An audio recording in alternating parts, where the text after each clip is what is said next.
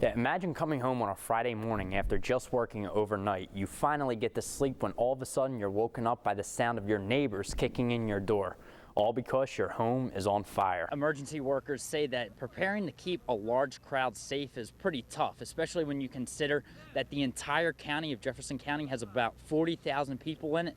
And that's how many people they're expecting to be here this weekend. There's a lesson to be learned here. Rescue crews say that while the air is cold and the water is frozen, it isn't necessarily solid. For many people, it's been a long time since they were in driver's ed, so in case you forget, let's go over the basics. When you see this stop sign come out of the bus, you have to stop. Marty, today's meeting in Brookville was a chance for the natural gas company CNG to meet face-to-face with local decision makers. It hopes to convince them that using natural gas is a win for this area. Steelers second-round draft pick Mike Adams was stabbed during a robbery attempt early this morning. As of now, little information is being released about the incident, but Adams is recovering in the hospital. Adams took to Twitter today to alert fans that he is doing okay. What's this neighborhood usually like? Peaceful. Very peaceful. But not today. Pat Haynes woke up to the sight of several police cars surrounding this house on 1st Avenue in Johnsonburg. It's shocking. I'm still in shock over it. What's shocking to neighbors like Haynes is that this is where 22-year-old Nick Martin lived, a man who police say is responsible for killing 18-year-old Alyssa Forsyth. Also charged with 2 counts of aggravated assault and 1 count of abuse of corpse. Investigators wouldn't comment on their relationship, but Alyssa's friends tell me that the two were dating.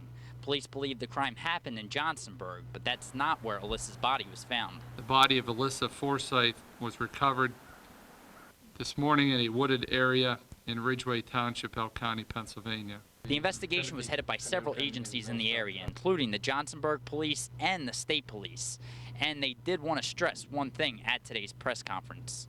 We believe that the person who is responsible for this is behind bars. And we want to make sure that the public gets that information directly from the source, and that's the law enforcement community. Is new at 11. Rich?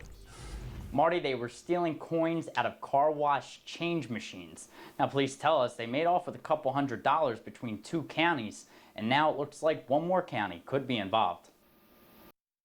Brookville police have arrested Richard Daly and Charles Stevens, both from Tennessee, for stealing money out of the change machines here at Plyler's Car Wash. The scheme that they had was a great one. We can't get into how they manipulated the machines, but they did. They made off with $600 in change from Plyler's, which the owner discovered Saturday afternoon. You're trying to make a living, you know, got a family, and someone comes around and does something like that. These 2 guys, in my opinion, they're like in their 50s and late 40s. That's what they do, is travel the country, cleaning out. And through further investigation, Brookville police say the men also confessed to stealing money from car washes in Clarion. You know, that's a great way, tour the country and rip off all the coin machines. And that's exactly what they were doing. Police in Lawrence Township, Clearfield County say over $5,000 was stolen from 3 car washes in that town, which they think may have been connected. Meanwhile, the owner of Plyler's is happy because police caught the men who was seen on his surveillance camera.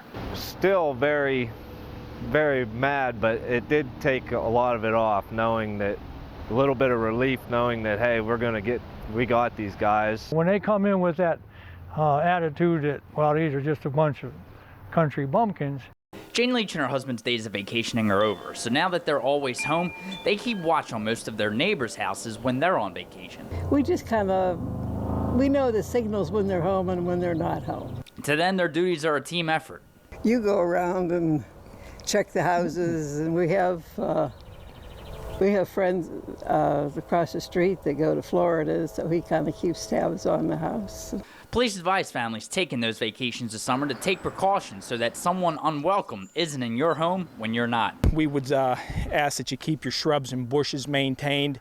A lot of shrubbery conceals windows, especially at the ground level, which might make easy access into a basement window. Giving neighbors a good visual if something isn't right, and police also suggest investing in motion lighting sensors. That way, if there is activity outside your home, that's like an early detection that there might be some suspicious activity going on. Also be aware of people trying to scope out the neighborhoods.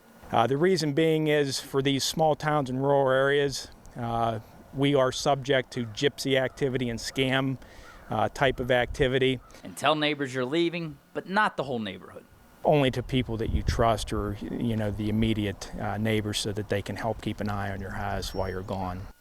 Almost 2 months ago, this guy made a prediction that made a lot of people at Gobbler's Knob happy, or so we thought. I made the wrong call. I'm sorry for the mistake that I made. Bill Dilly is Punxsutawney Phil's handler, meaning that on Groundhog Day, Phil tells Bill whether or not he saw a shadow. Apparently, Phil said one thing, but Bill relayed another message. Was it too cold that morning or something? I don't think it was too cold, and I didn't have anything to drink either, so I can't blame it on that. According to Dilly, Phil actually said there was going to be 6 more weeks of winter, not an early spring. I don't know. Grandma always said you can't ever trust the road. So, for the first time ever, Punxsutawney police are being asked whether or not they're in fear of Phil's life. They tell us they're not. They are not providing additional security or manpower to protect him, since there is security cameras around. Today, we got to go in Phil's cage, where he didn't seem to be too fazed by the negativity coming his way. Hey, one of these days, I think you're going to see a major change in the weather, and I hope it comes soon. It's going to come eventually, so